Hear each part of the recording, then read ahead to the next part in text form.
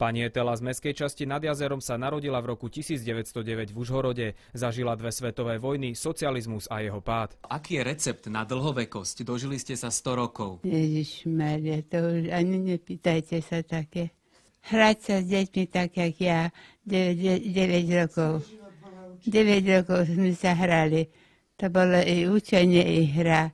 A toto nás držalo, povzbudovalo do života. Babička vstáva už o 7 ráno, deň začína štamperlíkom becherovky, teší sa z 9 vnúčat a 12 pravnúčat. Politické dianie je jej blízke a v sobotu sa zúčastnila aj volieb do Európskeho parlamentu. Napriek svojmu úctihodnému veku sa stále teší z ľudí okolo nej. Radosť ľudí, keď vidím slávnych, šťastných ľudí, a to sa mi páči, tak sa teší s nimi spolu.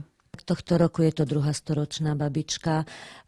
Títo ľudia vlastne sa prisťahovali na nové sídlisko, videli tu nejakú svoju perspektívu a zrejme sa im tu páčilo, takže tu aj zostali a vychovali tu svoje deti. Starka pochádza z 3 detí, sama ich mala 4. Neľahký osud jej ako malej vzal otca a vychovávali ju starí rodičia. Istý čas dokonca študovala v kláštore, neskôr pracovala ako učiteľka a riaditeľka v materskej škole. Na zdravíčko. Na zdravíčko. Všetkých, nech vás Pán Boh všetkých žehná, Otec, Syn i Duch Svätý. Nech vás podrží a nech vám dá hodne zdravíčka do života.